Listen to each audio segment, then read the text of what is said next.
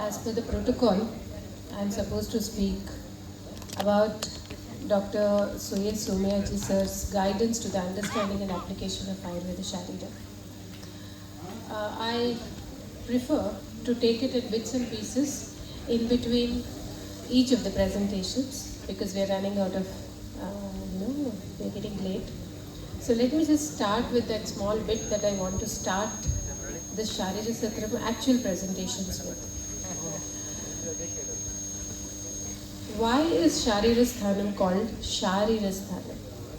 Now that's a question which Sir would deal about. As our keynote address speaker rightly pointed out, Sharira has so many paryayas to it, right? We have Kaya, we have Deha, we have Sharira, we have so many things. But then when it came to the naming of this Sthana as Sháríra Sthanam, then why is it that he named it as Sháríra Sthanam? What Sir would say is, see, Sháríra Sthana is a personal manual for the path that the Vaidya should take towards his own self-realization. So he chose a very negative word, Pratikshanam Shiryamanamiti Shariram. Sharira is the one which is disintegrating continuously. We have another beautiful word called Kaya, Chinchayane, the one which is continuously growing. Now, how is it that when he has chosen a sthana as a personal manual, that he chose a very negative word, the one which is continuously disintegrating? What Meshtru told was, the first very point of self-realization starts with identifying that the Sharira with which I identify myself is Nashvara. It is the one which is continuously disintegrating. So never completely identify your true self as this body in itself. So that is the very first lesson that Acharya is giving by naming the sthana with the word Sharira. Sharirasya idam, Sharire idam, Shariram. So the one which is related to Sharira, that is Sharira is Sharira. So that is how very purposefully that word Sharira is selected instead of a very positive connotation of Kaya or Deha or any other things. So every time you are treating a patient, remember that this is a combination of Tvak, Mamsa, Asthi, Majja, Shukra. So that is it. But the reality lies much beyond this, that is the Atma. So develop a connect with that, have the respect for that, and then move ahead and treat the body and bring about an harmonizing. So this is a lesson that the whole Sháríra Sthana is started with, and with every point when we relate that sthana to other sthanas and actually do the clinical practice, we need to remind ourselves. So this was one very important point that he talked about. And going further, what is that Sháríra Sthanam? Sharirasya idam, Sharire idam. Talking about that, he would apply that to every sutra, literally, especially in Sarvabhuta Chinta Shariram of Sushruta. So the very first sutra, where there is a part which talks about Samudraiva Audakanam Bhavanam and a Pathantara to it called Samudraiva Audakanam Bhavanam. If you see the first sutra there, he talks about that. So taking this concept of Sharira further to this sutra, he explained how Sushruta in this very first sutra talks both about Dvaita and Advaita, and how Samudraiva Audakanam Bhavanam talks about Dvaita, and how Samudraiva Odakanam Bhavanam talks about Advaita. For us, it's a journey from Dvaita to Advaita, and that is the very first sutra of the first Adhyaya of the entire Sháríra Sthanam. So this is what Sir would talk about it. Now with this beginning remembrance of Sir's explanation of Sháríra, we will take each one of these points in between each of the speakers. I'll try to bring in whatever little things and share with you. Now let us move on to the first very speaker of Sháríra Satram. May I have the privilege of inviting Dr. Rama Jayasundar from AIMS, Delhi, a very close friend of mine. Please, ma'am, please come over to the stage and take a seat.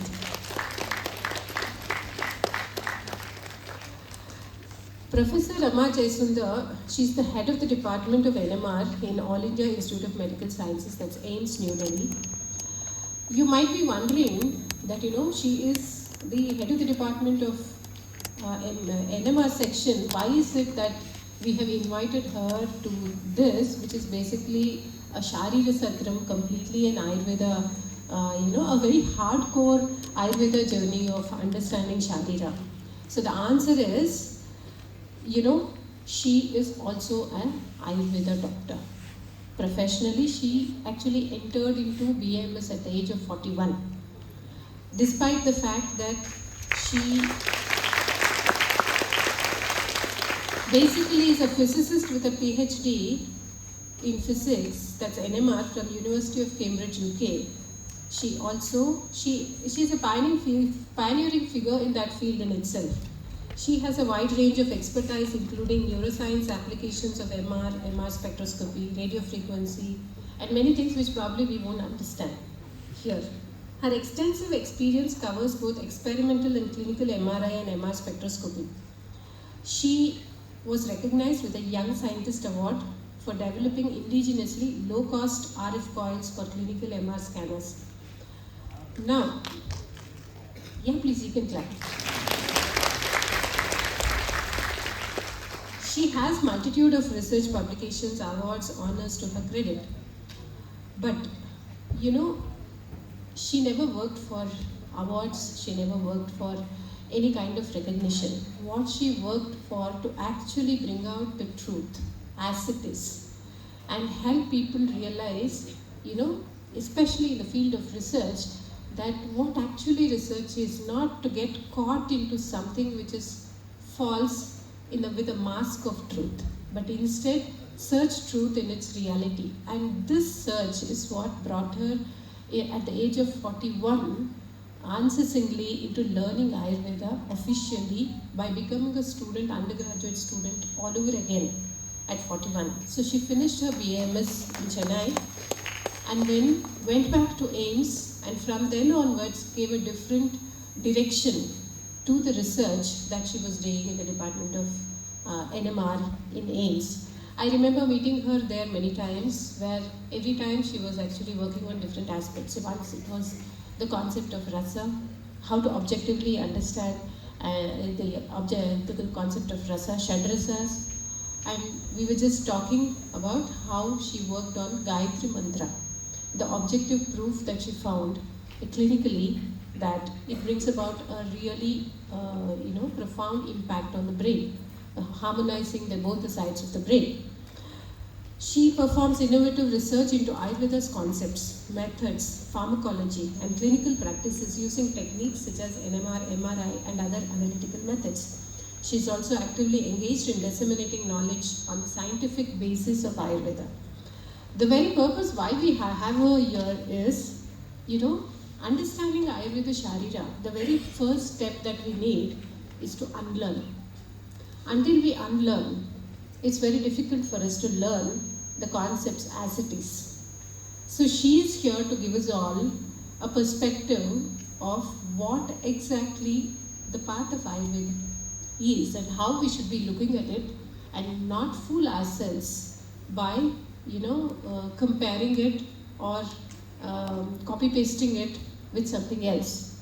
So I welcome Dr. Rama Jayasundar. The stage is yours.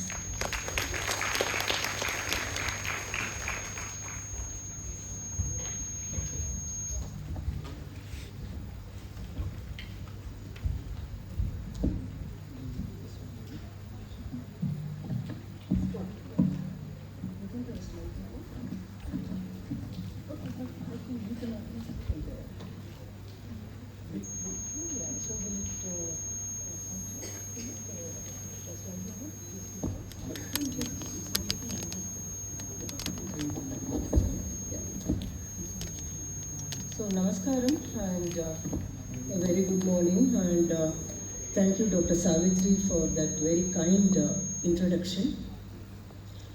I felt extremely moved and honored when a Vaidya like Savitri wanted me to come and give a talk. It means a lot to me, This is, in fact, when she called me and asked me, I said,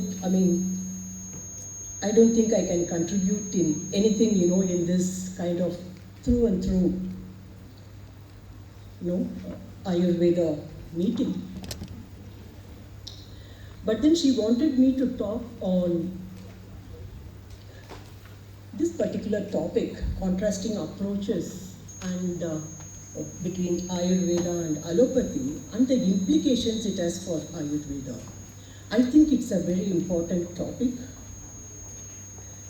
considering that we are at a time point where there is so much talk on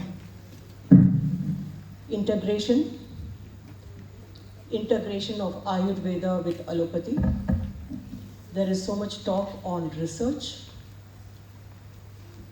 where we have been asked, when I say we, I consider myself as part of the Ayurvedic fraternity, although I am not as knowledgeable as you all are. Such great experienced Vaidyas sitting here, namaskarams to pranams to all of them. And the future great Vaidyas, all the students here.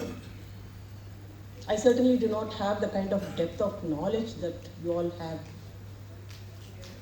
But when I studied, having come from a physics background, physics is a study of reality. And when I looked at Ayurveda, so my perspective, the way I have understood Ayurveda is slightly different. You will see that reflected in my presentation. So when we talk of integration, when we talk of research, we need to when you say research, it's basically modeled after the way research is done in modern medicine. We need to understand the basis of the differences between the two systems. Obviously, we all agree that the two systems of medicine are different, right? There is no second opinion about it. But what is the reason for the difference? There must be some logical reason, right? Why Ayurveda understands the system the way it understands, and why modern medicine understands it the way it understands. Unless we have the basic knowledge and appreciation of this, if we do not have this, we may end up doing wrong things, which may not damage the allopathic system of medicine, but it definitely will damage Ayurveda. Can you have the slide mover?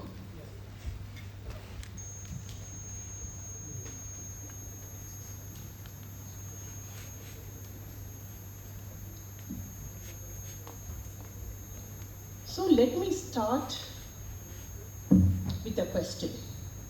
So I am going to, the next couple of slides is going to lead you all to a question.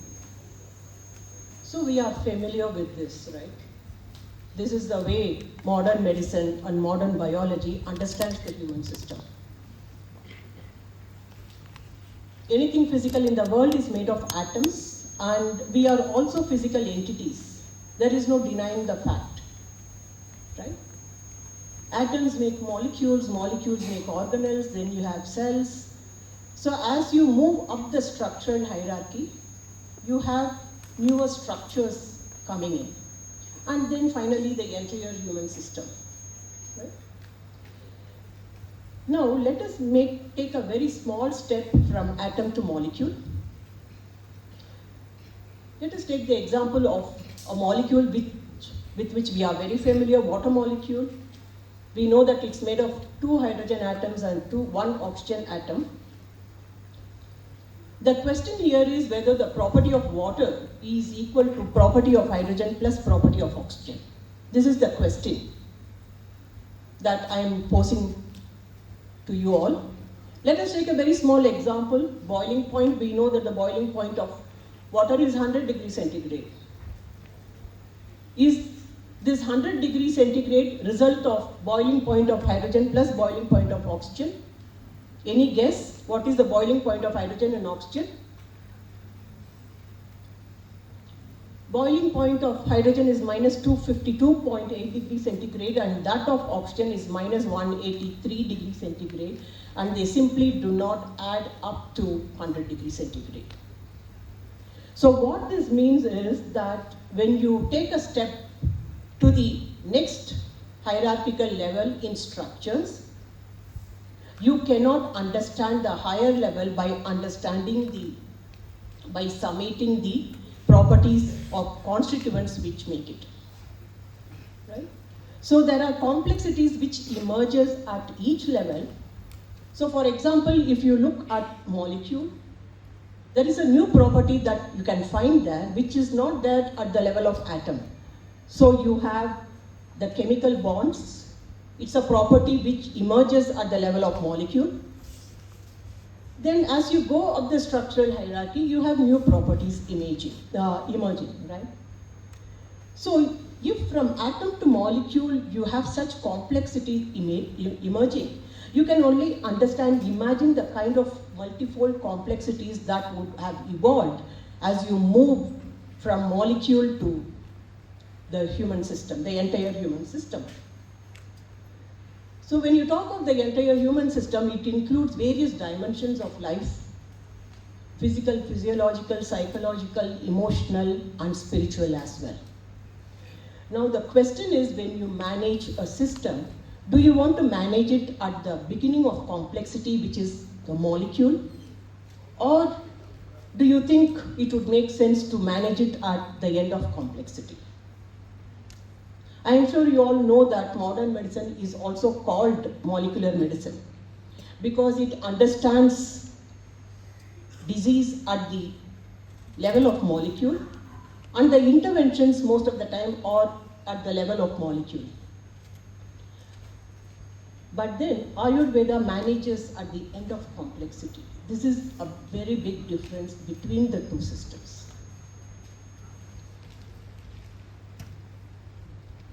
So what is the reason? There must be a reason for this very contrasting approaches. This is a diametrically opposite thinking.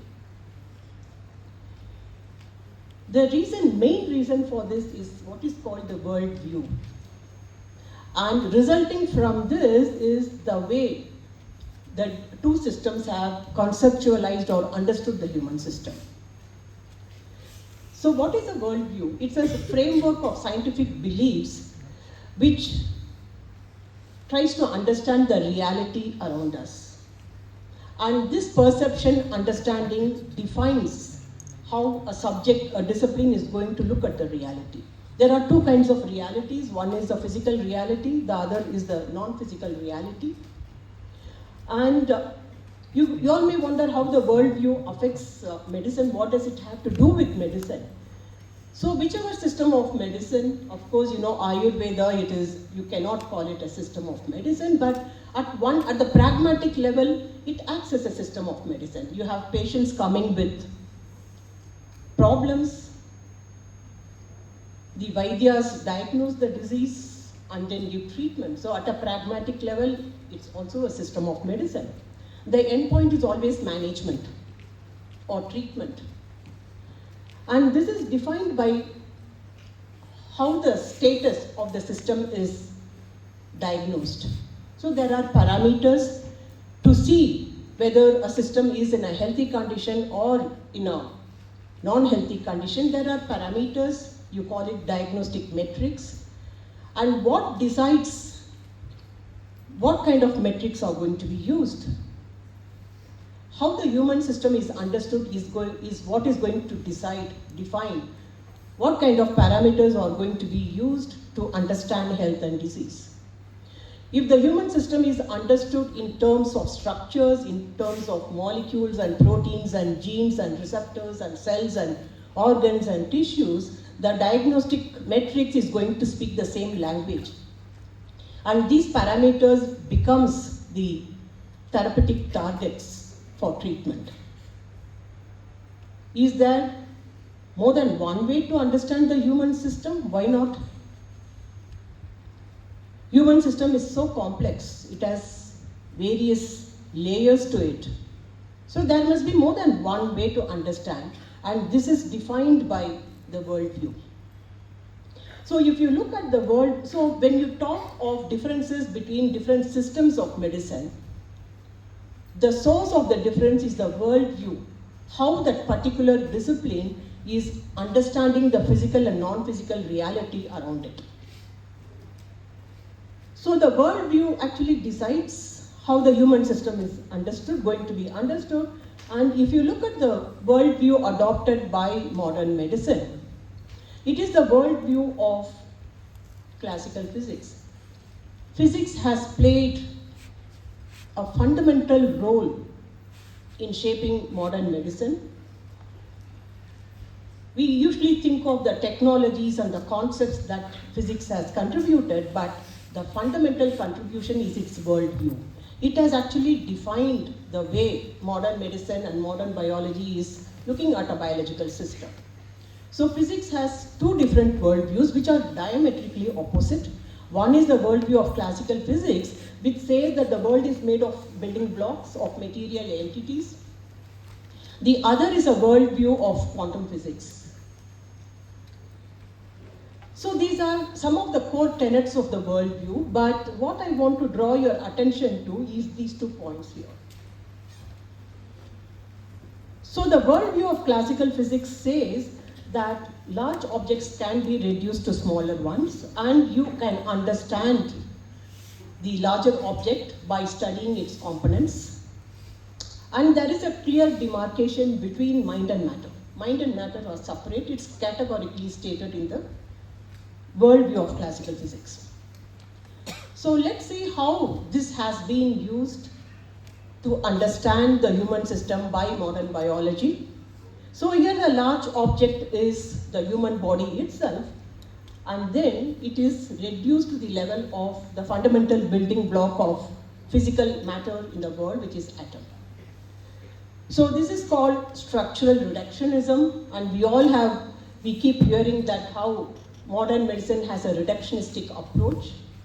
The reductionism comes from the way reality is understood by classical physics. And here, mind and matter are separate. Now let us look at the worldview adopted by Ayurveda. It's a Vedic worldview which talks of interconnectedness. You will see this in Vedanta, how everything is connected to everything else. And this has been adopted by Ayurveda to conceptualize the human system. You may find my presentation of Ayurveda very different. The reason is, of course, my background, that's one thing. And the other reason is that, I want to drive home very, very strongly the contrasting ways in which the two systems of medicine, Ayurveda and Allopathy, looks at the human system. And I want to drive it in with a nail, actually, as to how this appreciation and understanding is very important to do what we want to do with Ayurveda. And I would like to believe that I have not deviated from the core Ayurvedic principles. This is my belief. And in case I have done, feel free to criticize or point out so that I can change. So Ayurveda talks of 4 domains. There is a structural domain, and then there is a physiological domain, and then there is a domain, the psychological domain, and then the subtlest aspect of human existence, which is consciousness. And the structural domain, we know that there is one of the definition for the structural aspect is Shrotomaya. These are channels. The entire body is the network of channels. And then you look at the physiological domain, and it is defined predominantly by the 3 doshas, Vata, Pitta and Kapha. And you can see that this Vata, Pitta and Kapha acts as a connect between the structural and the physiological domain. Then we have the psychological domain, which is defined by states of mind defined by sattva, rajas and tamas, and we know that they are subclassified still further into 16 subtypes. And again, we know that sattva, rajas and tamas it speaks a common language with vata, pitta and kapha. So you see the connect between the physiological and the psychological domain, and then you have the domain of consciousness. What is interesting is that the subtlest aspect of human existence, which is the domain of consciousness, which is described by Panchakoshas, it connects straight with the structural gross aspect of human existence, which is the structure, through the first level of awareness, that is Annamaya Kosha. So you see how the whole human system has been conceptualized as one seamless integrated entity. Mind and consciousness is factored into this understanding. So this is the biggest difference between the two systems. We have one system where mind and matter are separate.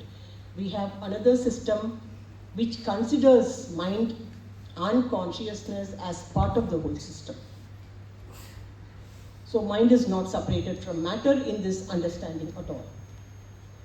So on the right top corner, you can see the model adopted by modern medicine. So I usually feel very happy to have that as a question mark. I do not know whether any of you have noticed. So it's a structural hierarchical model, and both Ayurveda and Allopathy, they are looking at the same system, but the perspectives are very, very different between the two. So two different worldviews. One talks of material entities which can be reduced to smaller components to understand the system. The other one talks of interconnected reality. And this has given rise to two different ways of conceptualizing and looking at the human system. This is one of my very favorite pictures. Whether it fits in the talk or not, I make it a point to introduce it. So on the left side, you see the picture of a forest taken from a height. You can call it a bird's eye view. From that height, you captured the landscape in its entirety. You can't see the nuanced details. You can't get a glimpse of one of the leaf in one of the tree or stem. No, you can't. But you get the entire picture. The picture on the right is the microscopic structure of one of the leaf in one of the tree there. So from that viewpoint on the right side, you lose the entire picture. But you have amazing details about structures at that level, which a naked eye cannot get a glimpse of. From this picture on the left side, you can't get the nitty-gritty details. Both are important. But when we are talking of managing a complex system, which is what the human system is, we need to understand which level we need to choose. Whether we choose at the fundamental level where you don't get the entire picture, because at the molecular level you can't talk of consciousness. Yes, of course, they say that it is said that everything has consciousness. But we are talking of managing the organism at the end level. So when you have a complex system, what is more important is whether you are able to manage it. And that level which Ayurveda has chosen, I think is the perfect level for managing the system. Because you can't manage a complex system at the fundamental level. You can get information, wonderful information about the components, what they are. But I have shown the example of how even a water molecule, I shouldn't say even because water is not a simple molecule, it is a very complex molecule. How even the properties of that you can't explain with properties of the components which make it. Hydrogen is a highly flammable gas, but then when it becomes part of water, water is used to put down fire, right? So you cannot manage a system at the level of molecules, and so these are the reasons. The main reason is the way the system is looking at the physical and non-physical reality. That is the main reason. The others are all followed. So the way Ayurveda has understood or factored in mind, body, and consciousness is dependent on the worldview. So that is the sole reason. But let me quickly take you all through how Ayurveda, what kind of parameters Ayurveda has to manage the system. So when we are talking of managing a system, you need to have parameters. So as Ayurvedic students, you all may not have thought along those lines, but I think it's just common sense that when you manage a system, you need some parameters to manipulate the system. Maybe manipulate is not the right word, but that's exactly what we are doing, right? So this I have already. So when modern medicine has gone for a structure-based classification, one of the major classification Ayurveda has adopted is a functional classification. And we know that these Vata, Pitta and Kapha, they refer to functions like movement, metabolism and transformation, and the growth, right? So when you say functions, it's an emergent property. You cannot pinpoint to a particular parameter and say that this is the one which is resulting in that function. Structure is very important. Without structure, there are no functions. For functions to manifest, there has to be a structure. Whether Ayurveda talks about it or not, biochemistry is a reality and it has to be the right one. And activities from, electrical, magnetic to, mental, emotional, spiritual activities, all of these contribute to a function. And it's interesting to see that structure and biochemistry, which plays a very major role in modern medicine, is factored into functions.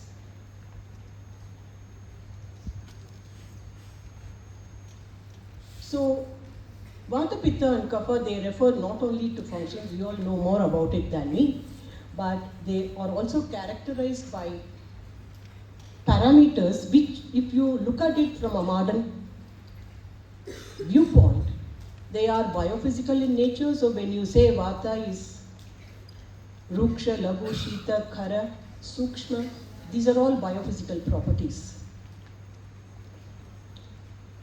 And when you say Ushna or Amla, they are all physiological properties. And there are also psychological parameters, so I have shown. So the Ayurvedic classification, it encompasses the entire psychophysiological status of the biological system. So I'm sure, I understand that, Ruksha is not simply dryness. Yes, there is something more to it, but at one level, it also represents what is mentioned there. And as a physicist, when I studied Ayurveda, my understanding of Ayurveda is not from the textbooks. From day one, I have been associated with Ayurvedic Vaidyas. My understanding is from the clinic. So what struck me was that what Ayurveda is doing actually is managing the complex system. Everything is interconnected with each other. And so there is an equilibrium status that is there, and when this goes out of equilibrium, the Vaidya brings it back. So these show some of the parameters under Vata, Pitta and Kapha, which are connected with each other. So for example, if you take dryness, if there is a change in dryness, it's going to change temperature. It will change the fluidity. It will change the elasticity. It will change the viscosity. It will change the pH. So all these parameters, amsha that you have under Vata, Pitta, Kapha, they are all interlinked to each other, and when this is in balance, it denotes health. And I believe that Ayurveda looks at disease as a system perturbation, because they have understood the human system has been understood in terms of Vata, Pitta and Kapha. All factors which impact health and disease, they are brought onto the same platform so that they can talk to each other, and it makes life very easy for the Vaidya. Be it medicinal plants, metals, minerals, we know that these are used for medicines. Be it animals, animal products, they are used as part of the diet as well as for making medicines. The edible fruits and vegetables and food ingredients, lifestyle activities, environment, everything speaks the same language of Vata, Pitta, Kapha. Everything is translated, categorized according to VPK. Clinical symptoms are also. So it could be COVID, it could be multiple sclerosis, it could be autoimmune disease, it could be rheumatoid arthritis.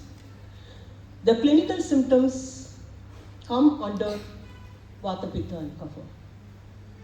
I look at the concept of Vata, Pitta, Kapha as a theory of Vata, Pitta, Kapha. Ayurveda is a theory-based system according to me, because you apply this, right? I mean, this is something like a theory of addition or subtraction or multiplication, division, which we study at a primary level school, but the same theories are used to solve very, very complex problems. So whatever be the disease, this concept or theory of Vata, Pitta, Kapha helps the Vaidya to diagnose the disease, and they can even go further back. They can understand the ahara and vihara which have upset this balance. The management, of course, it's a very comprehensive, it's a very different management. And trying to do clinical trials, it pains me, it physically pains me. You're trying to straitjacket Ayurveda into a court where it doesn't fit at all. It's great injustice to Ayurveda, I feel. So you see that the contrasting approaches, it has given a very different perspective. The diagnosis is different, the treatment strategies are different. Even the way Ayurveda looks at diet and nutrition is very different. So for example, if you look at the diagnosis, you look at on the left side, the usual diagnostic methods that are used in modern medicine, they are all structure based. Please note that I am not looking down or deriding on modern medicine. It is its perspective. So everything revolves around its perspective. So the radiological imaging, whether it is ultrasound or X-ray or CT or MRI, which is my domain expertise, all of them look for structural abnormalities. Even the biochemical tests, they look for structures at a very subtle level. So for example, let's say that a patient has diabetes, they will be looking at the level of insulin or glucose. These are all structural entities, although at a very subtle level. Even the microbiological tests, it looks for structural entities, presence of a virus or a bacteria. They are all structures. And we know the kind of parameters that Ayurveda looks for when a Vaidya diagnoses, right? I don't have to go into the details of that. Treatment strategies, it has to be in tune with the diagnosis, right? So if there are structural abnormalities which are found, then structural rectification has to be done. So surgery plays a very major role. and supplementing the deficiencies. So for example, without specs I cannot see. So my vision has been supplemented with this. So no correction has been made. What has led to the reduced vision has not been corrected. And even the drugs, they are all structural manipulation at a very subtle level. So again, I want to bring out the difference between the two systems. So there are fundamental differences between the two systems. Modern medicine has a predominantly structure-based understanding, whereas Ayurveda goes beyond structures. And conventional medicine simplifies complexity by reductionism, and Ayurveda manages complexity by its systems approach. Conventional medicine started off as a disease care system. Only now, in recent times, it is understanding the importance of health, preventive health, the importance of diet and nutrition. But Ayurveda from inception deals with both health and disease. Preventive medicine is at very nascent stage in modern medicine, but it's a highly evolved aspect of Ayurveda. Diagnosis is different, treatment is different as well. Okay? So what are the implications for Ayurveda due to this different approach? There are a lot of positive implications for this, for Ayurveda, because Ayurveda is already, it is in a working mode on concepts which modern medicine is just beginning to think about. Be it personalized medicine, preventive medicine, promotive health, these are all buzzwords in modern medicine. Systems approach, circadian rhythm, mind and health, precision nutrition, therapeutic nutrition, sustainable medicine, these are all big topics of discussion. And Ayurveda is far ahead because it already is a working concept for Ayurveda. So non-communicable diseases are on the increase, and we know that it is a lifestyle-related disorder where diet and lifestyle activities, ahara and vihara, play a role. The Ayurvedic fraternity is at a vantage point to deal with this, because nothing to beat Ayurveda on ahara and vihara. So lifestyle, non-communicable diseases should not be a problem in India. I don't understand what Ayurvedic fraternity is doing. You have one system of medicine completely confused, wondering what to do. And we have another system of medicine sitting on a treasure house of knowledge and experience. So it's just a food for thought I'm throwing to you all. And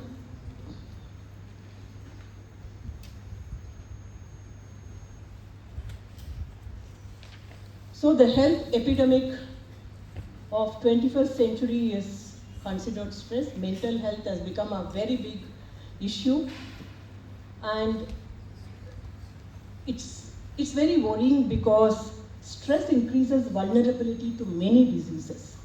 So you can see the kind of diseases that stress would bring into the patient. And managing mental health is technically easier in Ayurveda because the framework of Ayurveda has factored in mind. We are not troubled with a framework where mind and matter is different. We are very fortunate to have a framework where mind and consciousness is factored in. So Ayurveda is in a very, comfortable position to handle mental health. These are all some positive implications. There are other complex implications. I don't want to call them negative because there are some ground realities that we need to accept. But what is important is that we accept it, we think about it, and see whether we are doing the right thing. So if you look at the current clinical practice, the ground reality is that patients go to allopathic doctors many a times, and when that doesn't work, they come to Ayurvedic doctor. When they come, they are already on some medication, maybe for hypertension or for the cholesterol level, they come for a backache or So the situation is that the patient continues to take allopathic medicine, continues to take Ayurvedic medicines as well. So there is mixing of Ayurveda and allopathy in clinical practice. It's a ground reality. There is also a situation where allopathic diagnosis is made and Ayurvedic treatment is given. And many a times medicines of allopathy and Ayurveda are taken simultaneously. As a Vaidya, you all know that this is allopathic medicine and this is Ayurvedic medicine. The patient also know, okay, I am taking these allopathic medicines for this problem and these medicines, Ayurvedic medicines for this problem. The body doesn't know. The body knows only the molecules. It doesn't care whether it's a synthetic molecule or it's from a natural product. The law of nature, law of chemistry, when two molecules meet each other, they are going to react. It could be a positive reaction, it could be a negative reaction, or maybe they may just shake hands and go their own way. We don't know.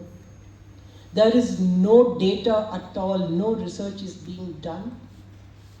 I have seen patients who have died because of adverse interaction between the two. But this is a reality. We cannot shake it away. We cannot shake it away at all. So we need to think what to do.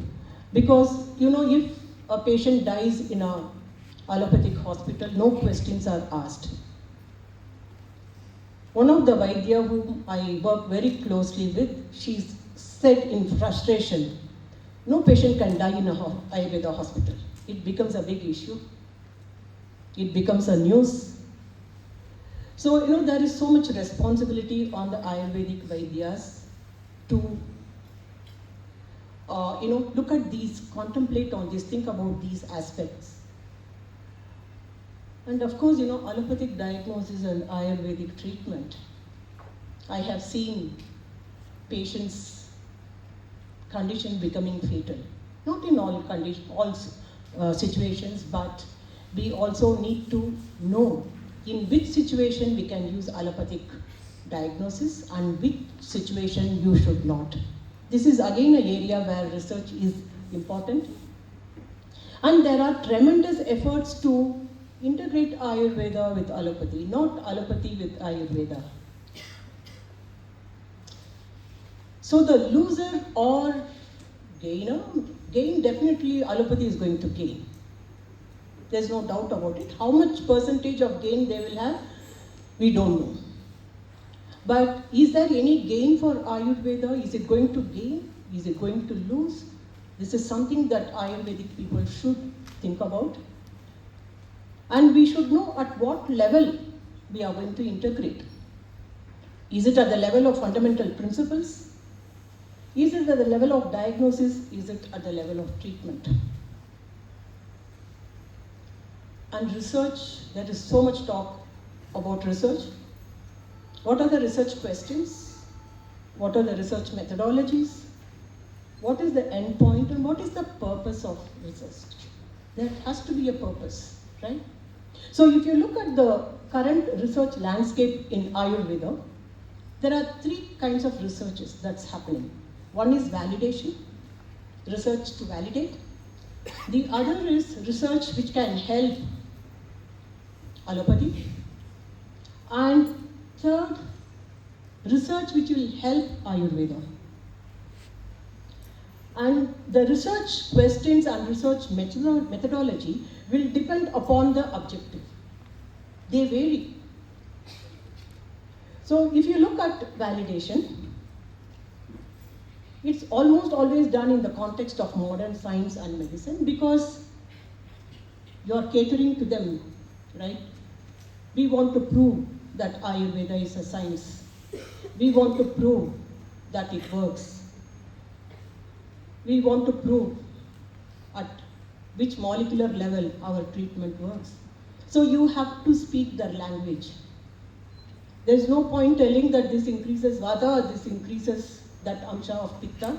No, it will not be accepted. So if we are doing research for validation, it has to be done using the methods that the modern scientists and allopathic doctors are familiar with. And research for allopathy, maybe it's a very undiplomatic way of putting things, but sometimes, it's better to do that so that I get my points across. So drug research is one big area, We dole out information to them, and then they will isolate the active principles, and they will come up with a drug. Because they save a lot of time, they save a lot of money, okay? And identifying add-on medicines. So this is the typical example is in cancer treatment. Patients are given chemotherapy. We all know the kind of side effects chemotherapy has. The cleaning job is done by Ayurveda. The hair falls, the patient has vomiting sensation. Ayurveda is there to take care of it. This is an add-on medicine. And food supplements, So these are research. Please, I would like to again mention that I am not telling something is right or wrong. Each one does what's going to suit them, right? Now, all I'm trying to say is Ayurvedic fraternity should think about what's required for them, that's all. So if you look at current research in Ayurveda, very little is being done. And research for the benefit of Ayurveda should address the requirements of clinicians because this is how research is done in modern medicine.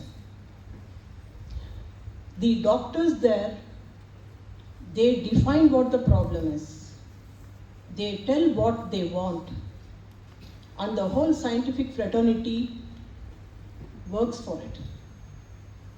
Be it pharmacology.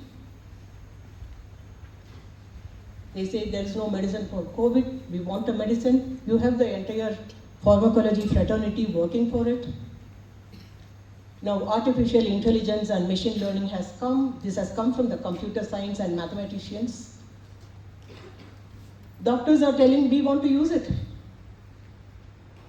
The whole purpose of starting AI was not for use in medicine.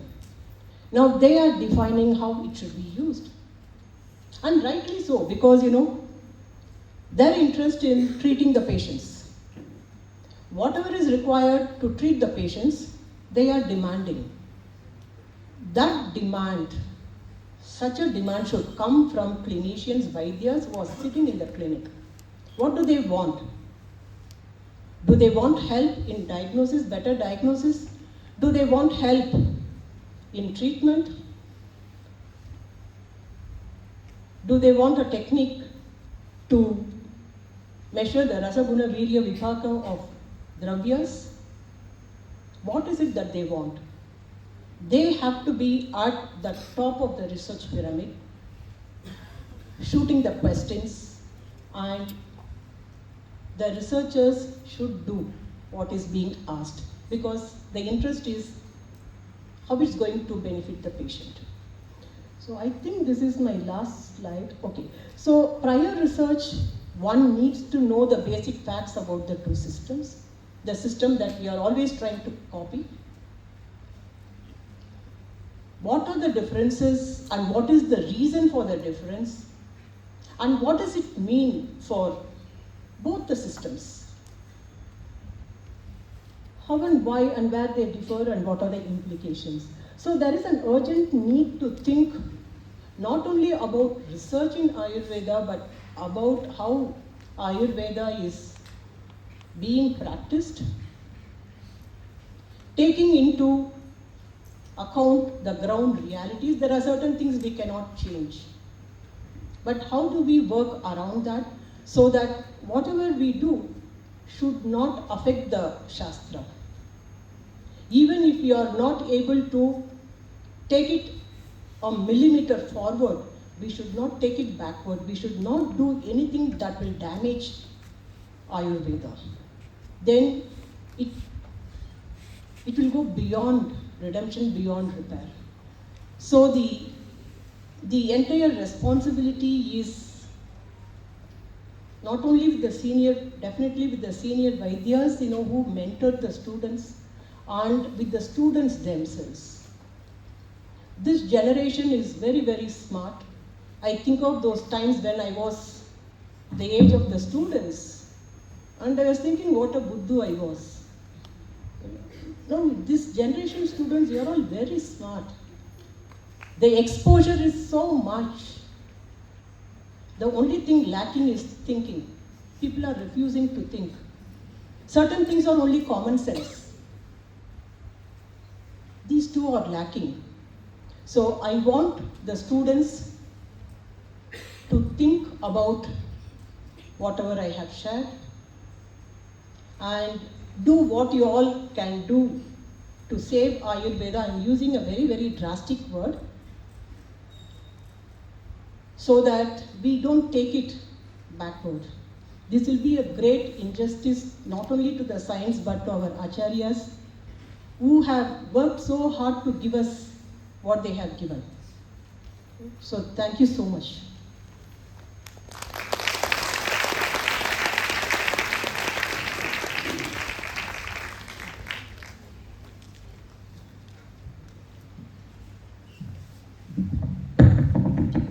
Any questions? It's open for questions. We have 5 to 10 minutes. Yeah, please.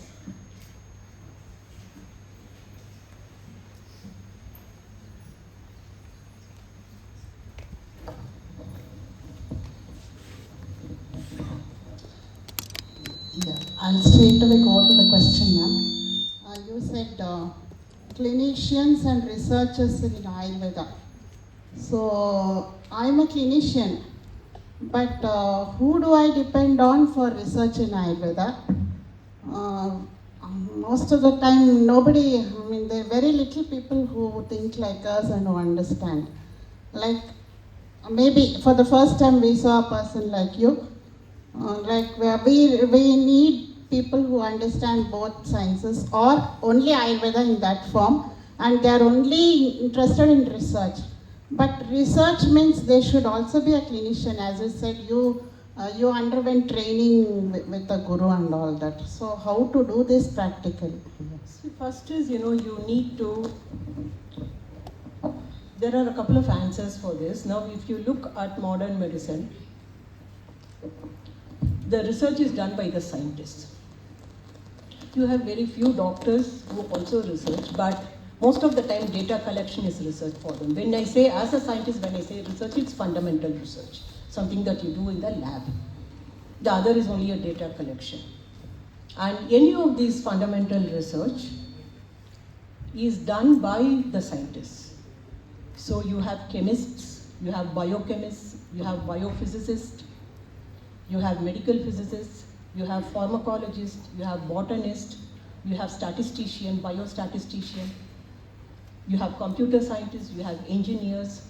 They are all not from medical fraternity and they do not understand medicine. But they are given a problem and then they do the research. A similar system should come for Ayurveda. It is the scientists who should be involved. I find that most of the time Ayurvedic Vaidyas are collaborating with clinicians. Clinicians are clinicians and you're all trained to see patients, right? So it is the scientist who should be doing the research because they know the methodology, they are trained to do it. The second thing is that why is research necessary? So this is a fundamental question. If you look at the research in modern medicine, they are still in the process of understanding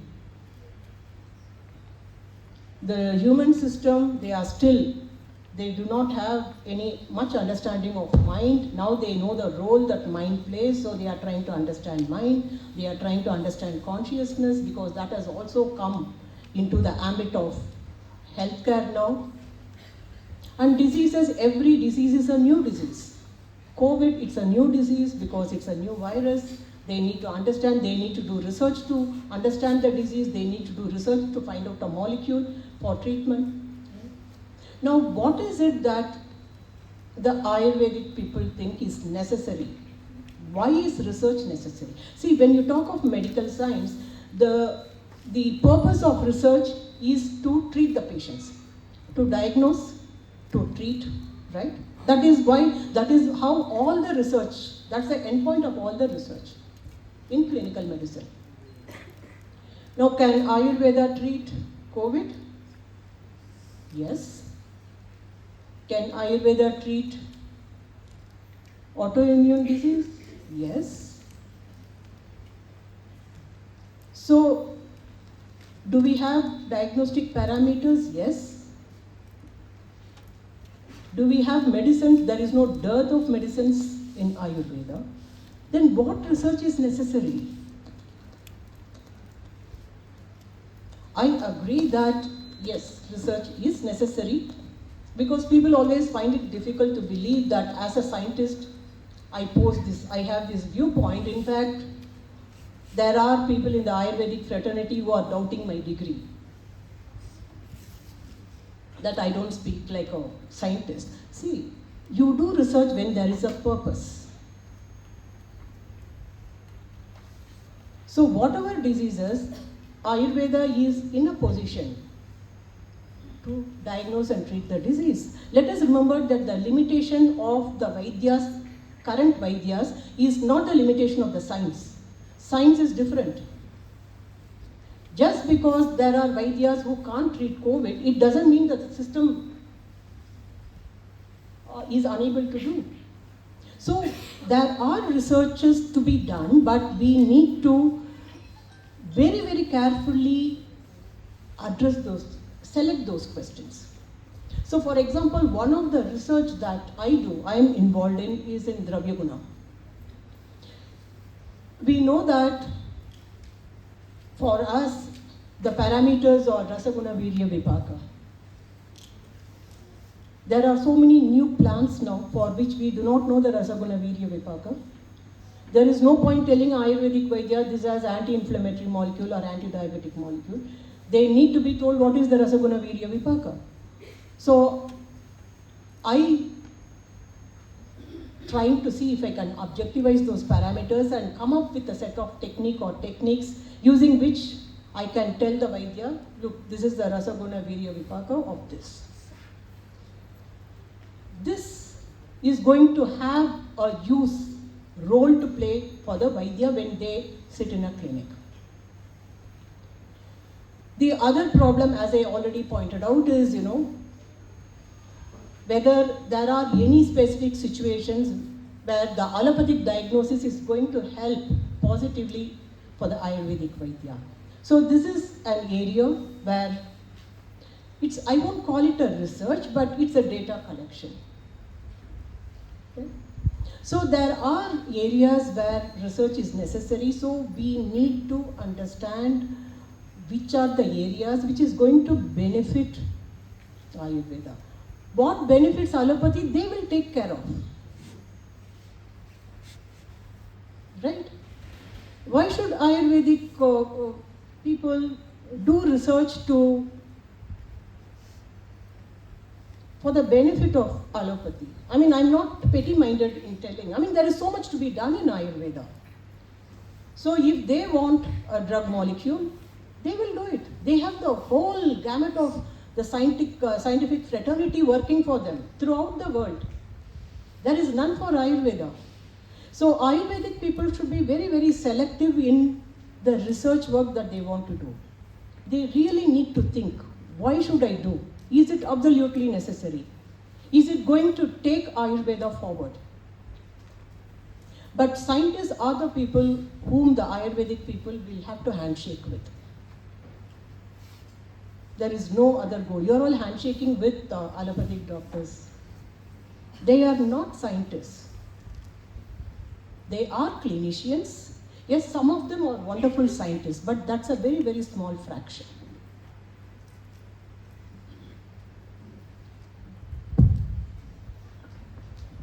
Yes, ma'am.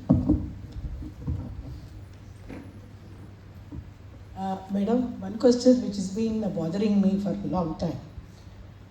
Are these two systems run parallelly forever, or there is an end point wherein they can meet at a common point? There is already an end point. It's the patient. It's a patient, right? See, we all should understand that we are very lucky that we have two different ways of looking at the same system. Each one has its positive point. There is no need to bring them together and like this. There is no necessity. I always quote this example of physics and chemistry. They are from the same knowledge pool. It's the Western science, Western knowledge pool. Physics looks at the same matter. You give the same sample to a physicist and a chemist. Both of them look at it from different perspectives, right? So what does the integration mean? So nobody is talking of integrating physics and chemistry. Physics is physics, chemistry is chemistry. You can have physical chemistry, you can have chemical physics, you can have mathematical physics, you can have engineering mathematics. But they are using some aspect of this to look into their discipline. Physics and chemistry they will always run parallelly. They are not going to be collapsed into one. Why do we want to collapse Ayurveda and allopathy into one? What is the necessity? The beauty of allopathy would go, the beauty of Ayurveda will go. What we can do is identify areas where, that's what I had posed in one of my slides. The fundamentals are different. See, when we cannot collapse physics and chemistry, which has come from the same knowledge pool together, we are talking of two different systems from very different knowledge pool, very different cultural pool. We talk about consciousness, we talk about Atma. There is no role of this in modern medicine. So can we integrate it at the fundamental level? Because the fundamental philosophy defines how you are going to look at and manage health. So you can't do it at the fundamental level, you can't do it at the diagnostic level, you can't do it at the treatment level. Co-location is what would be a better option. And if there are diseases where allopathy cannot handle and where we are confident that Ayurveda can handle, which is why documentation becomes very important, then clearly that patient should go to Ayurveda. If there are situations, clinical conditions where Ayurveda also cannot handle, maybe something like a cancer at a very fag end, I don't know, I mean you Vaidyas know more about these, whether we can handle that. So diseases where intervention is also important, where Ayurveda is also important, we can very carefully think of Ayurveda and allopathy coming together and used for the benefit of the patients. Ultimately, it's for the patient. Okay? So I think we need not get agitated if we are not able to integrate. That's why, when we are talking of integration, we need to understand both the sciences. Why this is doing what it is doing, why this is doing what it is doing. Then we can make a very intelligent, informed decision where to integrate. So I know that there is a lot of focus and push for integration. The government is also doing that. But we need to, as Ayurvedic Vaidyas, we need to take a step back and see whether there is anything that Ayurveda is going to lose.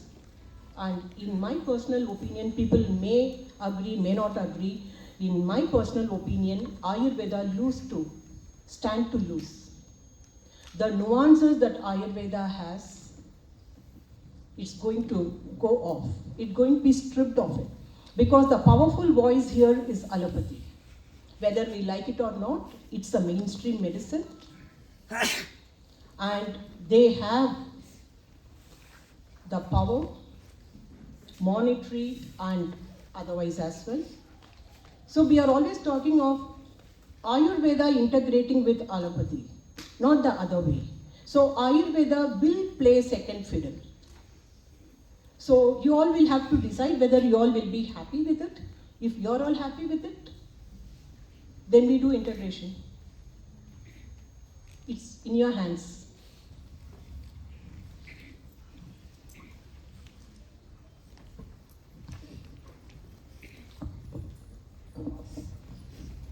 Thank you so much. Thank you, Dr. Rama. Any other questions? Yeah, you want to ask something? Ma'am, can I go first? Yeah. Namaste, ma'am. We spoke about research with respect to Ayurveda and that is happening in other fields. Basically, why we are lagging in research is due to the parameters. This is what I have noticed. It's that no matter how much database we have, when it comes to publishing it, the parameters that have been set or the ones that have been accepted are very different from what our approach is. So without reducing our data or trying to put it in those parameters, we'll not be able to publish it. And can you switch on this thing? Yeah. Continue. Yeah. Yeah, so maybe that's why the researchers in Ayurveda are either helping allopathy or they're just reproving what our acharyas have already told. So we are not doing anything new. How do we change our approach to bring in something new to contribute to our field?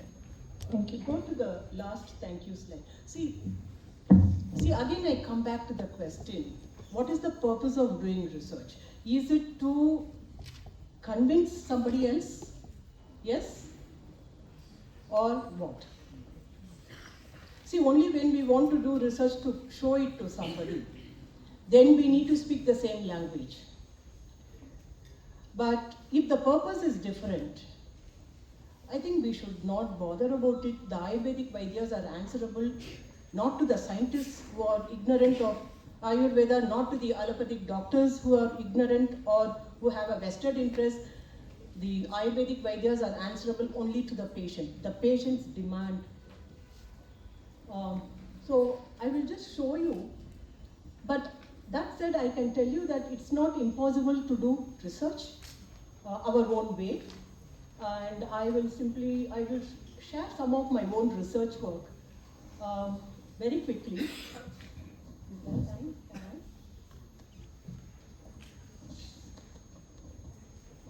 What is this?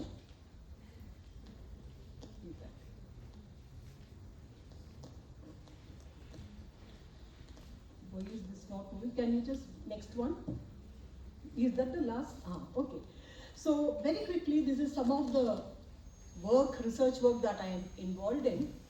So I use NMR, which stands for nuclear magnetic resonance, and MRI and MRS. So if you look at the images on the right top corner, you can't see the details, but you will have to believe me when I tell that this is what you see on this side. Can you hear me? I have a loud voice. What you see here on this left image is the 3D image of brain taken using MRI. And the one in the middle is a 3D image, MR image, taken post-stroke treatment by Ayurveda. The patient had ischemic stroke and the patient was treated by classical Ayurveda. Not a molecule of allopathic drug was given. And the last image that you see, where you can see these outlines, these yellow circles, they denote regions in the brain which where there was an increase in the grey matter thickness and grey matter volume. So that image, last one, is a difference between the first two images. So, and then what you see on the lower side, those two images, on one you will see that it's the brain, and then you don't see those red patches. The next one you see those red patches. So this is called functional MRI. The first image was taken when the patient had stroke and they were not able to move their hands, and within 20 days of Ayurvedic treatment, using fMRI, we could see that the brain was getting activated, they were able to move. And can you forward it? And this one is the effect of, I had used a technique called MR spectroscopy to study the effect of Gayatri Mantra in the brain. So I won't go into the details, but what it basically showed is the neurochemicals which are in the frontal lobes of the brain, they have an asymmetric distribution. And after chanting Gayatri Mantra, the asymmetry disappeared. Yeah, if you can do a click. So, there are ways to do research. It's not that, and this study is one of my very pet study. So this is what I did, what is called NMR metabolomics. I was looking for a fingerprint for rasa. And now, I can, if you give an unknown sample, I can predict the rasa of that sample with close to 90% accuracy. So there are ways. One more please. One more please. Yeah. So there are ways to do research. It's not that it's impossible. The instruments are agnostic. They are not only for one particular system of medicine, although the endpoint is, it has been developed with a particular viewpoint. But you can always tweak the instruments and you can look at these. So I also look at, I do what is called MR elastography, where I can measure the texture of the skin, texture of cartilages. So for example, one of the other work that I'm doing is Prakriti, see if I can get an objective marker for Prakriti, where I'm looking at the elasticity of the liver, because right now the instrument can only look at the elasticity of the liver. So there is a clear difference. In fact, I think that one, that MR based Prakriti phenotyping, I'm sorry that you are not able to see the details, but what it says, so that is the liver, you can see two boxes there. So I have taken biochemical information non-invasively using MR spectroscopy in different Prakriti, and you can see that the lipid level, so this spectrum gives you the lipid level. It is very high in Kapha Prakriti and it's very low in Vata Prakriti. So it is not impossible to do research, but we need to choose the technique, methodology very carefully, and there has to be a purpose. Research is not done without a purpose, and we need to have absolute clarity on why we want to do what we want to do. And the objective of research can never be to prove something to somebody. As a scientist, I simply cannot agree to this. You cannot say the objective is to prove that this works. I mean, you have a doubt whether it works, then you can do that. But if somebody else has a doubt, it becomes their problem. You don't do research for somebody else's problem. Because time is very finite. We don't have, lot of time with us. So we have to be very, very choosy, and that's why I'm telling the people, Ayurvedic people who want to do research should handshake with the scientists, because we are the ones who are trained in these. A radiologist will not be able to do this. They are trained for something else. Similarly, Ayurvedic Vaidyas are trained to treat patients.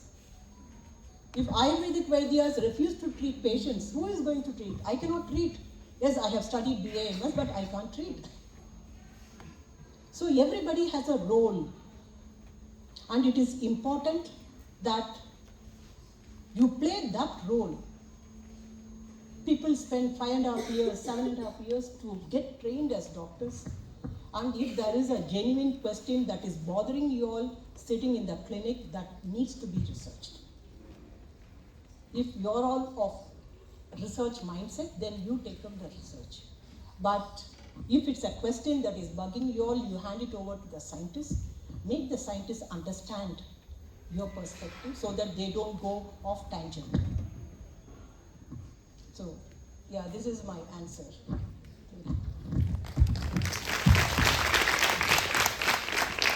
Shall we have a big round of applause?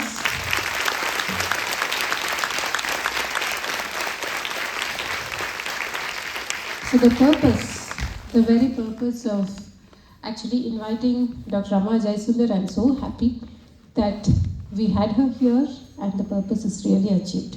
Thank you so much. Please take a seat.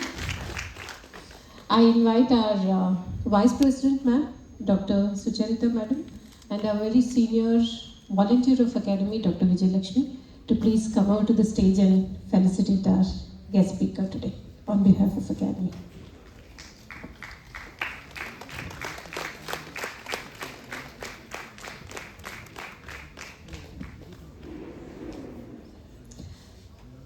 There are some facets of Dr. Rama that doesn't come out here as a scientist or as an Ayurveda Vaidya. You know, she is that clear speaking, go get it kind of a person. Very emphatic and passionate. And let me tell you, she's also working on something which probably will interest all of you, unthinkable. She's working on finding out who are those women who have left a mark in the society in different fields before 1947.